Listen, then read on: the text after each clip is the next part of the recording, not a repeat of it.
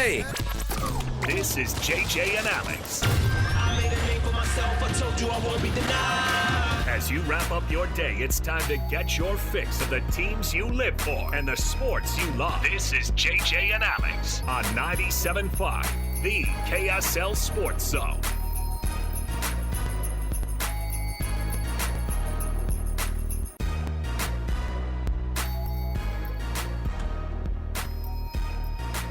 All right, everybody, welcome on in. 97.5 EKSL Sports Zone. Alex Kirry, Jeremiah Jensen. Hold the phone. JJ out today. In steps Sly, my favorite fill-in host of all time. So, Stevenson Sylvester, you know him, of course, as Sly across all of the different platforms that we abuse you for. Sly that you come in and do. And the sunglasses are on. Hey. You already know. You got a brand. I got like 5 pair. You got a brand to fulfill. I do. I got an extra pair in my bag in case I forget one time. Which is not likely because it's on my face as soon as I leave the house. But, you know, you always got to have your stunning shades, your sunglasses on you at all times. Got to be cool. Got to be invisible. Got to make it happen. Look, this is what. And look, if you're tuning in on the YouTube channel, you'll see Sly's sunglasses. I tried it one time. Didn't work out. I tried the sunglasses one time. I can't read my screen here. I just looked like you know, I don't think it helped that it was those sunglasses that you put over other glasses, Oh, you know, gosh. like my grandpa used to wear. I don't think that helped. It didn't help the image. So, yeah. And it's all about you living it, man. You living it. Sly, I appreciate it on a Friday. And no better time to have Sly on, a guy who's played in conference championship games before on a NFL championship, conference championship weekend. The Super Bowl will be decided, at least the matchup of the Super Bowl will be decided this weekend, all thanks to what we're going to see this weekend. My Seahawks are in this thing. I don't want to overdo it with the Seahawk talk because I'm nervous about it. Because it's just like the Rams, they know this team.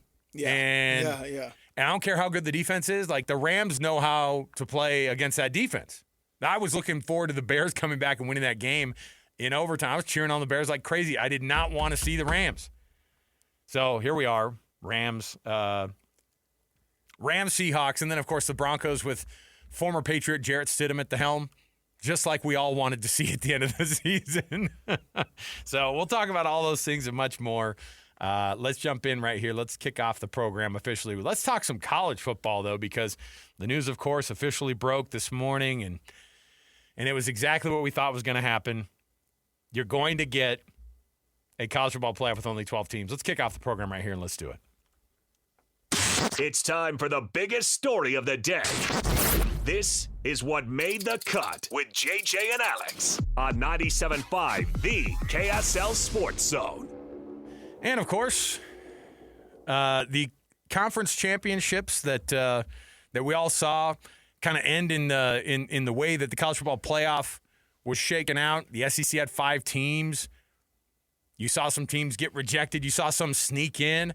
One of those teams that snuck in ended up actually being into the national championship game because that's how it works. Of course, as soon as you complain about Miami getting in, they're going to make a run. And they did.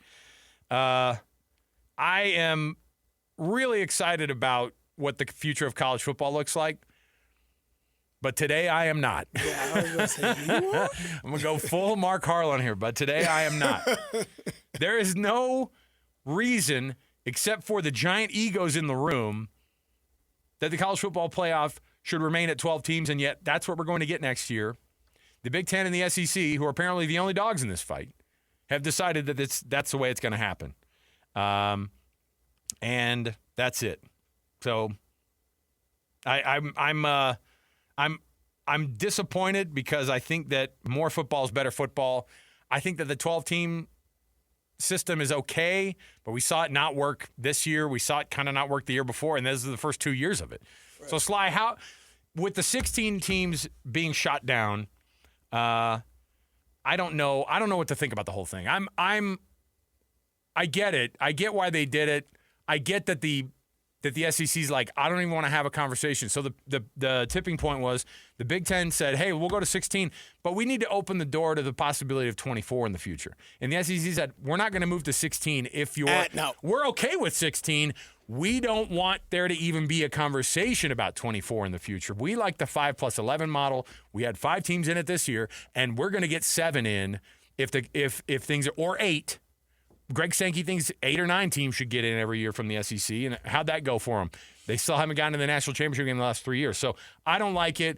I don't like that those are the 2 groups that are making this decision for everybody else in college football. Yeah, I mean, I agree with you. I just don't understand, like, why are we including everybody else if you guys have all the say? You know, whether we can do it or not depends on you guys. You guys got one more team. How many teams were the SEC having the 12-team playoff this year? 5. They had 5 in this year. They had 5 of the 12 already, right? You're close to 50% of representation, and you still don't even make it to the national championship game in back-to-back years. And so it's kind of crazy, but you know it is what it is. Until for me, I think the only resolve here is we just beat the SEC. Well, we're not scheduling. We're not in charge of the schedules. Because I'm just like, how do all these other teams just continually beat the SEC so they don't even get into the top 12 or the top 16, right? And they schedule so easily that they're always guaranteed to always have X amount of teams in there. And so yeah, man, I don't know. There's just so much going on. It's chaos. It's pure chaos, and I think that's exactly what the NCAA wanted. They wanted chaos. They wanted controversy. They want us to sit here and talk and deliberate about this each and every month, every week of the year. This is where control, and this is where the NFL was going. When I was in, they're even more so now. Is they want to be 365, right? and college football right now is it's close to 365. We're talking about this every single day, every single issue, from a transfer portal, a transfer kid, who's going to look like on this injury report, on this, who's this new coach coming in, who's this, and we're talking about it all the way up until training camp. From schedule releases to pro days and these kids getting 6-7 extra years, and the Duke quarterback who's getting a mega deal from Miami and also getting his sister an NIL deal in the process. And so it is becoming 365. And so that's exactly what I believe the NCAA wanted, was this controversy to drive that. And why not just extend it a couple years? Let's have no resolve and have you guys continue to argue, continue to debate, continue to talk about this for months to come. I just want I want there to be an expansion. The reality is that a 2014 playoff would give the SEC a ton of teams in too. I don't know what their big beef is. Maybe it's like Napolis, who's like, stop with all the expansion, bro. Is that what Greg Sankey's doing? He just doesn't want. It's just control. It's too far. Because then we're going to want 32, and then we're going to want 48. Well, here's my whole thing is, where does it stop? Where does it? That is the truth. But, like, what's the point of the top 25 if it doesn't even matter anyway? Well, the top 25 is arguably not that important anyway. It's by not. By the time you but get if to you the have a college football 2014 playoff, it brings back some importance to that. But, like, if I'm not in the top 15 and have a chance at the top 12, what does it matter? Right. And so I just think that a lot of these schools probably feel that way, and having the control all be in the SEC and Big Ten, who are at the table and they just can't agree with one another. It just sucks. And you're going to have another year where this year you're going to have, there was 3 2-loss teams that went out from Notre Dame, Utah, BYU, was it Vanderbilt? Texas. Vandy, I think, lost 3. Texas was 3 losses, but like those teams were all making the argument, like, yeah, but look who we lost to. Right. This is the SEC, man. And I get it. Those teams actually in the 16-team playoff would have probably been in. All 4. Look, what was the final CFP rankings before everything got kind of figured out? And so here's what it turned out to be. So if we're just going to go the straight 16, but minus number 16 and then add the group of 5, it's just one of those things where you're going to have 16 would be USC. It's a real shame to have to kick USC out of this thing. But they were 16, and you would have seen 2 Tulane elevated to that spot because they're the group of 6 champions. So it's the 5+11 model, and I'm not saying that would be it, but guess what? Notre Dame, BYU, Texas, Vanderbilt, Utah would all be in. So maybe it's because we have the recency bias thing where we say, no, that's what we want. We got to get these guys. We got to make sure that the little guy doesn't take over. Well, you have more SEC teams in there. There you go. But you're always going to have to include that group of 5 or group of 6 champion, whatever we're calling them now. I mean, I don't know why. I don't love it, but it is what it is because teams like USC, Arizona, and Michigan are all going to get left out because they're 16, 17, 18 going into that final week. Now, we don't know what the end of next year is going to look like. And I think because we had 2 teams here locally that we would have loved to see in college football playing. Give them a shot. Give them an opportunity. That's what Miami had. Yes. Give them a shot. And guess what? Texas would have won their first game probably in the first round. You know what I mean? Like, we poo-pooed them. Vandy was a 2-loss team, by the way. They ended up losing in their bowl game, but I don't think they really cared that much about it. Utah, Spencer Fano, and the Fanos would not have sat out. No. Of a college football playoff game. Am I wrong? No. And you would have had, and I bet Kyle Whittingham would have been coaching those college football playoff, or no? Do you think? Oh, yeah, he would have coached. Well, you wouldn't have had the conversations about Michigan until I don't think he would have. He probably wouldn't even announce that he was stepping down. No, I know. That would have been an internal thing, and when the timing was right to announce that publicly, they would have, because you don't want those distractions on your team. So, yeah, I think he would have coached throughout the CFP. I don't know how many. It's not Lane Kiffin. No, and I don't know how many. I don't know how many teams next year. I don't know what teams we're going to be looking at, because what's great about college football right now is this could be we could have a total facelift of this top 16, top 17 next year. But that's why I think that the new version of college football is going to be. I call it the new version of college football because you have Indiana winning a national championship. If NIL wasn't what it is now, if we would have kept going in 2021 on the track, and we would have just pretended like the NIL stuff and all the player revenue thing, that wasn't a thing, where would we be? We would have the same old. And they might have an expansion to 12 teams in the college football playoff, but you're not going to ever see a team like Indiana making that happen in the way the world used to be in college football. Alabama and Texas and Oklahoma have all the money in the world, and they still haven't been able to turn it around to make it mean something. And they're scared to death that these other teams and these other conferences are showing up and are able to piece together a roster. And what's even more scary is not even with the most money, but they're able to piece together talent that they can work, and they can get them to a 5th and 6th year of eligibility, and they can make that team go all the way to win a national championship, even if you're the losingest team in the history of college football, or one of the. They're number 2 now. Insane. So, look, and then everybody gets their wish at Notre Dame. Texas gets their wish. I know that the SEC probably doesn't love the idea of Vanderbilt being like a mainstay, but it's still an SEC team. Mm-hmm. And the team that went the furthest from the SEC was Ole Miss this year, without a head coach. His bonus money, by the way, Lane Kiffin, I think, got to $1.1 million. Because of the Ole Miss winning? Yeah. Oh, wow. But LSU had to pay it. LSU had to pay his bonus money. Which I don't think LSU had a problem with. No, I mean, especially if you've got Miami, who's looking to spend maybe the most money I've ever seen spent on an athlete to try to get Darian Mansa to Miami from Duke. But there's a lot of legal hurdles to jump before that. But nothing that I don't know. Nothing that the money couldn't fix, right? I mean, if Miami shows up with a bag, then Duke will say, all right, fine. That's enough for us. That's fine. We don't want him anyway. He doesn't want to be here. Fine.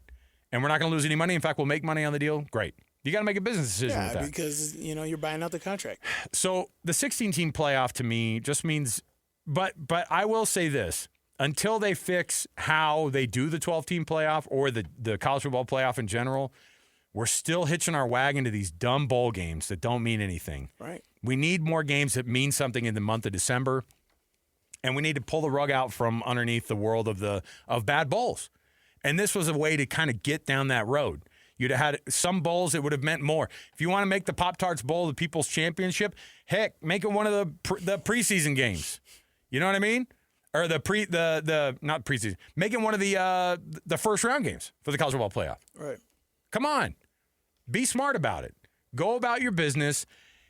Tell me that college football and the TV partners that you have wouldn't have been more excited to add USC, Utah, Texas, Vanderbilt. I'm saying BYU. But Notre Dame, you're leaving out USC, Texas, Notre Dame. You don't think that the powers that be at the networks don't want those three teams in that conversation? Of course they do. That's how big of the egos that were in this room. That they were able to say, you know what? Our TV partners, they want a bigger field. They want more games that they can sell. They want more, they want this thing to be worth more. But I don't want to negotiate with you. That's where they got with this. And it's a shame. I'm pissed about it because I would have loved to see, but until they fix how December looks in the college football playoff, then because all this is going to do is punt the national championship game to what's next week going to be? The 26th of January, the 27th of January, right? Yeah, the problem is like this hurts nobody, right? This doesn't hurt them at all to delay and check it out. Yeah, they'll still get their 5-6 teams in the college football playoffs in the top 12 that they do before, but like, you know, at the end of the day, they're just like, you guys are the one vying for it, so what are you guys going to give up for it? So they're wanting other conferences, other teams to give up more to make this happen because it's no sweat off their back to deny this and extend this and continue the controversy, man. And that's why there's no leader. There's no continuum leader here where everybody has to answer to, and if there's a stalemate somewhere, who is making the decision on where to go with this, man? And so that's what sucks about this is you don't have somebody to create some resolve, have some answers for the people, these teams, these universities, and make it. But, you know, again, you know, this controversy sells. Controversy is what everybody wants. And right now they're trying to fight for that 365, that notion. They want to be recognized for 365 days a year. I want you to say the NCAA, say the SEC, say whatever the heck it is every single day of the year. Football, football, football of this program. Get old Byrne out of there. Oh, who'd we have on this week? Was it Bill Bender from Sporting News goes, do you know what Alabama's record is over the last 2 years? And in my mind, I was like, yeah, like 20, probably 24-5. You know, they've lost a few games in there, man. 20-8. Alabama's lost 8 games in the last 2 years. And all hell's Nick broken Saban loose. and Miss Terry are turning over in their graves. They're still with us. But you know what I'm saying? Like that, it is like it's an embarrassment for some of these programs to be at the level that they're at and not being able to. This is like this crazy flailing effort by the SEC and the relevance of trying to be the most important conference out there while they're not the most important and the most powerful conference currently. And that's where they're at.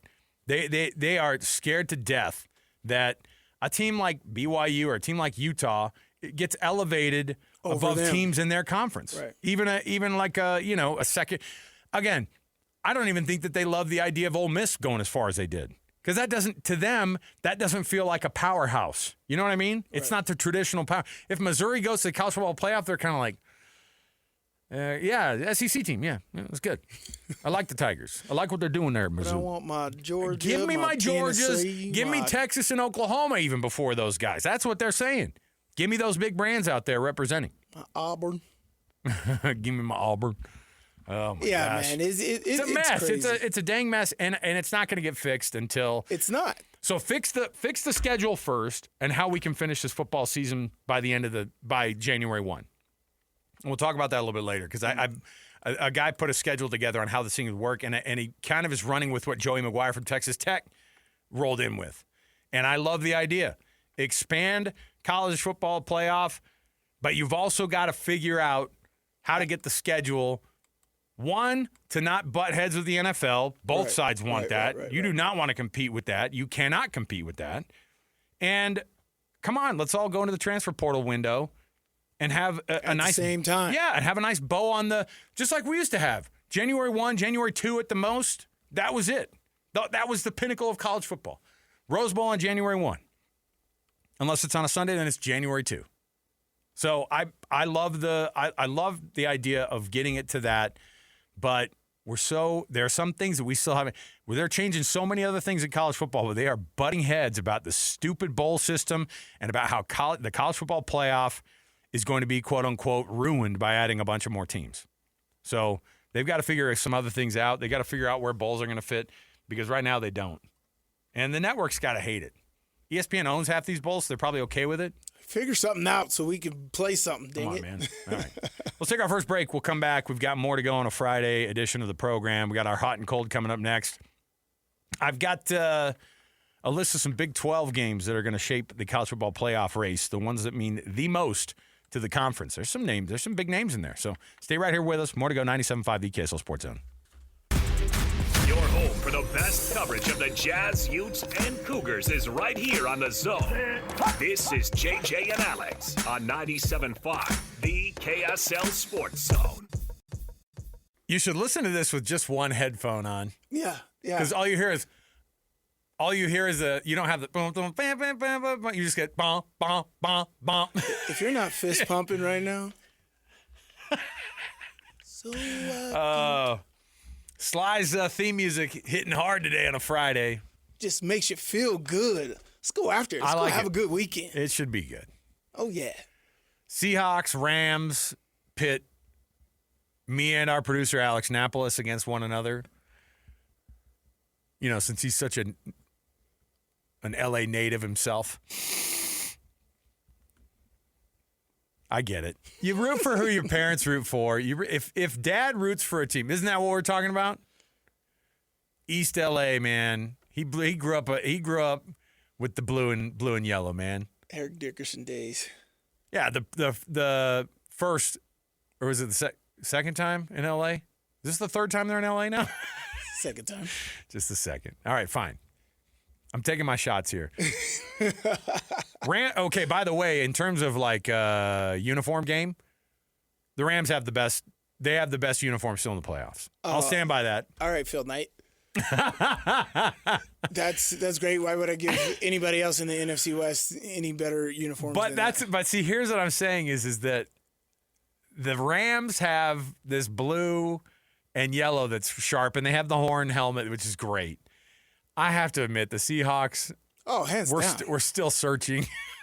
What I'm saying is, if they went back to the blue, the silver totem Seahawk, the you old talking school, about Sean Alexander days? Pre-Sean Alexander. Oh. I'm talking about Steve Largent. Give me the Largent royal days. blue. Give me like I said, the totem Seahawk, like the one that's like it's almost cartoon looking. That's a silver dome. You get that silver helmet with the sharp green and blue Seahawk on there. You have that touch of green in the come on. That would have been great. And they wore it a handful of times this year, but when they do the color rush and they look like highlighters, that's my team, but I hate it. You hate it? If they wear the fluorescent this weekend, I might die. I love the colors. They don't do that for the playoffs, do No, they? I don't think so. I think they have to be straight up in the playoffs. The rivalry jerseys, don't even talk to me about them because they're dumb and they look bad. Yeah. I don't get it. It's like a grayscale. They're like, let's do it in sepia. It should look really clean. Make it look like, hey, I think if you the make intern's it to colorblind. Let's get something for him so he doesn't feel left out. Get him all grayscale stuff. Come on. If you make it a conference championship, I think the throwbacks would be awesome. Yeah, you could. And That you're would at be your a home throwback place. dream for your AFC championship. Because look, you're at your home place. You should be able to decide. Because like when the Cowboys are playing at home, their home unis are whites. Right. And not every team's like that. Right. Because you guys were all black and yellow, right? I'm telling you. And then on the road, you're whites on top. No. What was it? Reverse? It depended on the place that you went. Because I'm telling you, Tennessee, Tampa Bay, with my rookie year, I'm like, why are we wearing our black jerseys? Because we were hot. Oh, yeah, because they want you to wear them. Oh, yeah. Oh, yeah. Miami That's made good. us wear. Oh, yeah, that's definitely an advantage. They took advantage of that. I didn't understand that until like a fifth game. We're in Miami. I'm like, why are we wearing? It's hot. Why are we wearing black? Miami told us that that's what we have to wear. So, Yeah, and then in I December, like it. it's not like that because it's not as hot. So if the Seahawks were to roll with the Royal Blues, they would make the Rams wear their whites, which is what they're going to have them wear anyway, I would assume. So, and then the Seahawks would win that uniform contest for the week.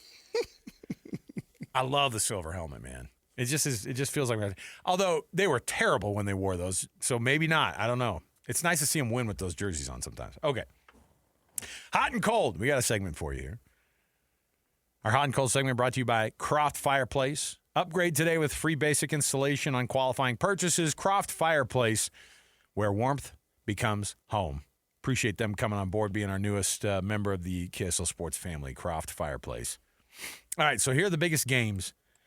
Here are the biggest games across the Big 12 this year. And there are going to be some teams that are going to go cold this year. And I think one of those teams. That's what's so interesting. you want to know which team? They already kind of started getting cold already. I think it's the Arizona State Sun Devils. And I feel bad because Kenny Dillingham, I like the dude. I like him in the Big 12. I like the attitude that he has. But right now they're reverting back to what they've always done. Win a conference championship and then start falling off. They lost 5 games this year. Hey, they beat Tech at Sun Devil Stadium this year. Great. But they lost 4 regular season games. They lost their bowl game. They went 8-5 after a season when they went 12-2 and went to the college football playoff and won the Big 12. I think that fall, especially with Sam Levitt going out of town. Did we figure out a quarterback for them yet, by the way? For Arizona State? Is there a Mendoza available somewhere in the country? Oh, good. The Kentucky quarterback. Okay. Well, now I feel better. I mean, I assume they throw the ball a lot at Kentucky, but they also lose a lot. So I'm not sure. I'm not sure what Arizona State's going to be. But one of the first games that they put on this list was Arizona State at Texas Tech. Now, if you steal a win at Texas A&M. They go to Texas A&M. They go College Station in week 2. And if Arizona State goes in and steals a win at College Station, that shapes the college football playoff because Texas A&M will have a loss hung around their neck real early. I don't think that Arizona State's going to be in the conversation for a college football playoff because I think the conference schedule will see them lose probably 3 games. But, oh, did you see this too? So Arizona State has to play their first game in London. I think that's a cursed game, man. I'm in remember London. Remember when Kansas State and Iowa State. Kansas State and Iowa State played last year? It was a disaster of a weather game. It was ugly. There was a fight between family members. Avery Johnson's. K-State never recovered the rest of the year, right? Right. And Iowa State had a nice start. The first good 3 weeks. But, it was I think they were undefeated through 7 games. They were a blunder after that. And then they started to struggle. And now their whole team just transferred to Penn State. That is so weird. I mean, it's not, I know why it happened, but I mean, it's 38 guys who went from Ames, Iowa. Not just 8. 38 plus almost the entire coaching staff. So that's a 2-deep roster. Now, this is an interesting one because I think Kansas State, they're going to have Colin Klein come in as their head coach this year. We'll see how he does. But Houston is a real outlier because they had a 10-win season, and we forget about it, and they ended ranked in the top 25. That might be the best job that Willie Fritz has done his entire career. Right. I mean, amazing to win 10 games in Houston.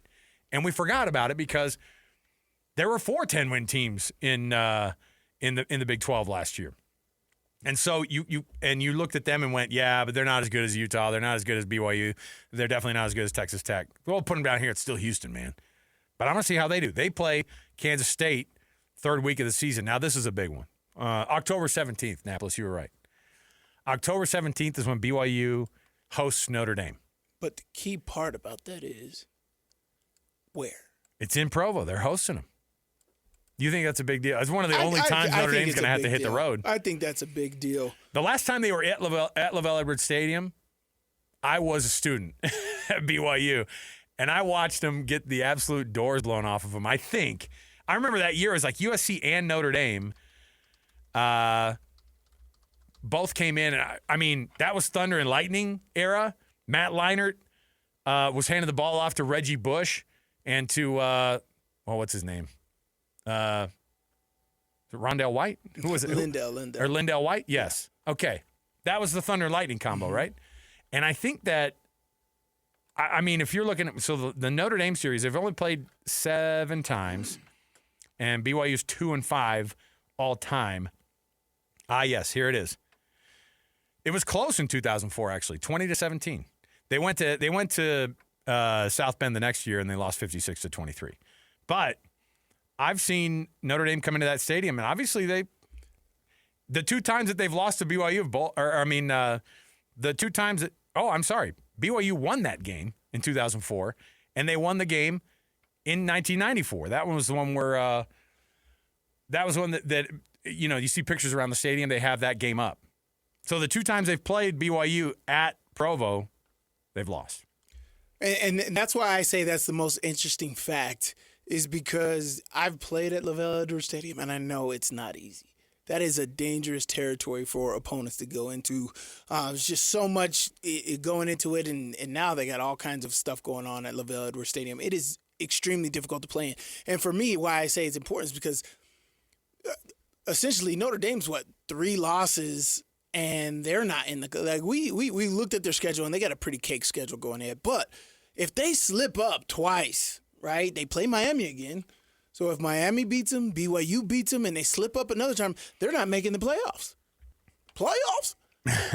But so that's why I'm just like, they're risking going to Provo. That's huge for me, and I'm excited to see that one. Well, it's going to be interesting. Flip the coin on the other side for BYU, who have to come to Rice-Eccles Stadium and play Utah on the yeah, dang right they do. On the 7th of November, and that game has more playoff implications to them than any of these games I think that we've mentioned, because those are 2 teams who, if they get on a roll, if BYU can run it back like they had last year, if Morgan Scalley can find a spark and keep Devin Dampier healthy, and he becomes the Big 12 Offensive Player of the Year, has that type of a season, he could take Utah to crazy heights. And Utah could spoil BYU going as far as they want to go. And BYU could solidify themselves. I was actually looking, Annapolis, this is phenomenal stuff. I was looking at my notes, okay? And I was like, I got to bring this up to Annapolis. I went through and I looked at some of our predictions, and I have it down. The actual date, July 25th of this year. So we already knew about Retzlaff, okay? And we made some predictions. Some of them are awful. You ready for this? Big 12 or ACC end up with 3 teams in the college football playoff. That didn't happen. It was close for Big 12. They had 1, so they didn't get 3. I know, but they could. They that could was close. have. Yeah. Utah, BYU could have made it. Here are the other ones I said. Utah and BYU both finished top 4 in the Big 12. That happened. Yeah. These were supposed to be wild predictions, by the way, because at that point, BYU was only supposed to win like 7.5 games according to Vegas, right? Both Utah and BYU ranked when they play each other on the 18th of October. Boom. Did it. Bryson Barnes, first team All Mountain West. Was that? No? He had a good year, but not that good of a year. BYU starts 1 quarterback all season long. Yeah. It happened. That happened. Can you and it was a true freshman. Can you believe that? Devin Dampier, 65% passing percentage. Did we get there? I think so. That was the requisite, was like, and that was what was crazy, is that because he was like 52% or 49%. 63.5. 63. Ooh. I was close. Yeah. And he was too. Utah with a 1,000-yard wide receiver. How'd that go? Oh. BYU with 1,000. Hey, Davis had 725. He got injured the last 3 games. He could have been there. He could have been there. And then BYU with a 1,000-yard rusher. It says 2,000? I only have 1,000 in my notes. Yeah. I think you wrote it down wrong. There's no way we would have said a 2,000. Wait, a 2,000-yard rusher? Or receiver. That's not possible. Boy, I don't know what I was smoking that day. My heavens. Them tweeds. And then the final one for the Big 12 that's going to have a college football playoff implication is Texas Tech versus TCU. It all depends on how good TCU is going to be. I think Texas Tech is going to be there. TCU took a hit because Hoover's now in Indiana. Yes, he's at Indiana trying to run it back. My goodness. What a fun place to sign up to. I don't know if I'd want to play for Signetti, though. Why not? Just looks like a guy. That, No, he looks like a character. he looks like a guy. I've listened to a hang out couple with. of interviews. I was like, he sounds cool. And like, no, he does. He sounds like he don't take no crap. We go in, we do our work, and we go home. Yeah, there's something to that. I Yeah, bet yeah. he has the weirdest jokes. I bet he's not funny, but you're just funny because he thinks he's funny, and you're just like, this guy. Yeah. It's like when your pastor makes a few jokes and you go, he's not really funny. He's funny because he's saying it at church. Yeah, exactly. Coach said some funny stuff only because I can't tell what his brain is actually thinking right now. And all the players, though, you know, you see Yeah. all their interviews throughout the college football They're dialed playoffs. in, man. They're dialed in. They like him. They're having fun. They all have fun. They all do their Signetti face, and it's not like like they're worried about it getting back to him or anything. So, I mean, I think he runs a nice little program around there, man. The coaches, the players, they all like being there. A 2,000-yard wide receiver. Yeah, I don't know what the heck I that think was. I didn't. Because in my notes it says 1. Like, bro. I think you misheard. Even my stupidity doesn't What go date that did far. you make those notes? July 25th. So that was just before the season started. I don't find the podcast because you'll probably hear me and if I'm slurring words, and I think we know what was going on that day. Yeah, a little tequila in the afternoon. I don't typically partake at all. I don't know what's in this Crystal Light, man. Maybe it got loose that day. Maybe Crystal Light had a new flavor, and I dipped in. I didn't know about it. All right. We'll take a break. We'll come back. We've got a Would You Rather around the corner, so stay right here with us. 97.5 EKSL Sports Zone. Listen, everybody. Real life hypotheticals to get your brain churning. As JJ and Alex ask, would you rather?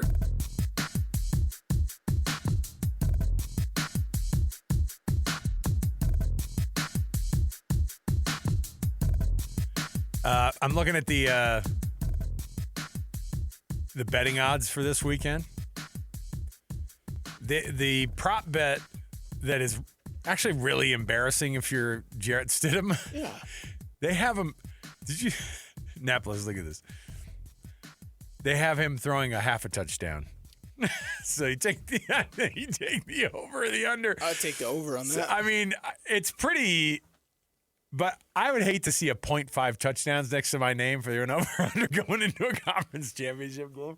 Honestly, it doesn't because it's very easy for you to win that over, right? You can exceed those expectations extremely easy.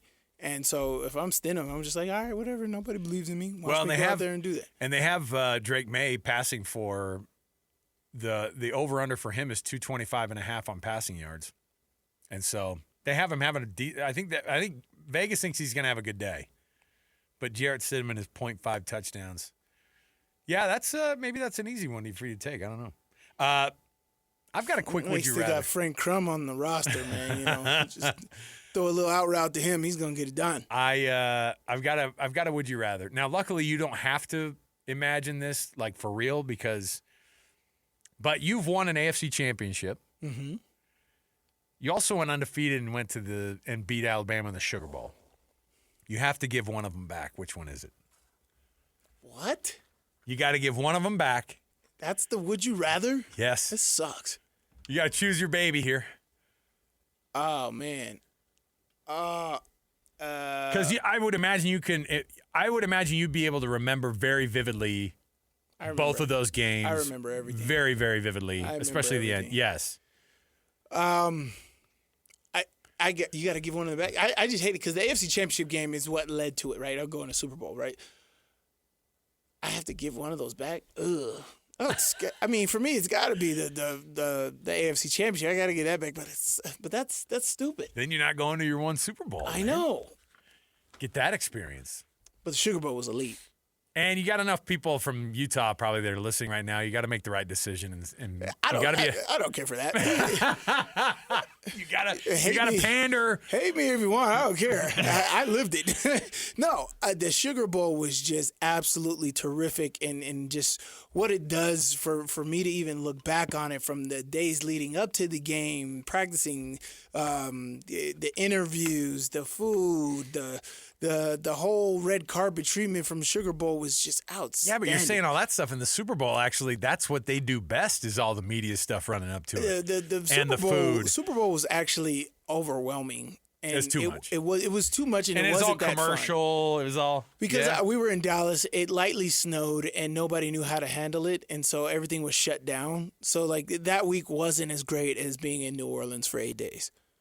And so in Jerry's world, there was just a lot going on in the Super Bowl to where you didn't really enjoy it that much because you're like, I'm preparing for the game, but they got all these spectacle stuff. You got Snoop Dogg, big Steelers fan, walking around, and everybody's just taking the attention. All these other Steelers fans that you never knew were Steelers fans are now Steelers fans, plus all the Steelers fans in the lobby. You can't walk anywhere. It just wasn't that. It was just distracting to where it's just like, this is just too much. I can't really soak this all in. As far as the Sugar Bowl, nobody thought we were going to win anyway. So like nobody's really talking about it. So we were down after we get done with meetings and practice. We're on Bourbon Street, going to the Cowboy Bar and then AC Deuces. Man, yeah, man, it was good memories. All right, so there you go. Yeah, that's a Sugar Bowl. You had to really convince yourself too. You really do because you I have know. to think about I it. got it. You had to think about it. Oh, I got the breaking news sounder in my ears. You know what that means? I got something to share with you. Uh-oh. Speaking of people not being able to handle a little bit of snow or some ice, the Nashville-Utah Mammoth game for tomorrow has been moved up 2 hours. Ooh. They're going to an 11:30 puck drop. That's a 10:30 a.m. game for the Utah Mammoth, man. So I don't know if it's going to make a difference. I don't think that would make a difference. I think they'll show up either Get way. up a little. Yeah, And they're probably already there. Yeah, you so. normally have practices earlier than that. I so. love watching the South prepare for storms. It's always so fun to see. Like It's not. Because it's just like, yo, bro, figure it out. Like, you've seen movies. You've seen the stuff where people have handled this. How do you Yes, not know? I know. Like, how are you scrambling? Yeah, so listen, I did some time in Texas when I was a kid, and so I appreciated when there was a little bit of ice or a little bit of snow because they were canceling school left and right, yeah. and you were watching the TV The and waiting malls are for shut down. and you're waiting for the scroll at the bottom because they'd put all the different school districts that are canceled, and you'd see the scroll at the bottom, and you'd wait you for it to start get to your cheering. school district. You're like, yes. I get the Didn't happen very often, but man. All right.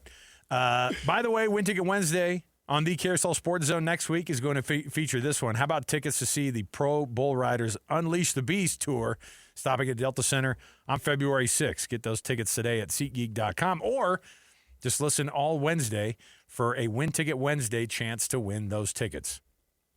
Speaking of winning some stuff, we've got a KSL keyword to give out at the end of when are we going to do it? 5 o'clock hour? If you've been listening, and is this a 5-pack ticket to a Jazz game? Well, there you go. You could win a 5-pack of tickets to a Utah Jazz game just by entering that keyword. So I'm going to give that keyword out in the 5 o'clock hour. You punch it up at KSLSports.com/contest, and you give yourself a chance to win those 5 tickets to an Am I upcoming Jazz eligible? game. No. Ineligible. Boom. Can't do it. Watch Sly punches it in. love the calls wear up. my stunner shades at the Can't Jazz do game. it, man. All right. We're going to take a break. We'll come back. Nick Bromberg writes for Yahoo Sports, covers college football. We'll get the full breakdown. Actually, Yahoo Sports was the first report I saw of it today when they were like, it's not happening. College football field's going to stay at 12. We'll talk to Nick next. We will talk some college football. Stay here, 97.5 EKSL Sports Zone.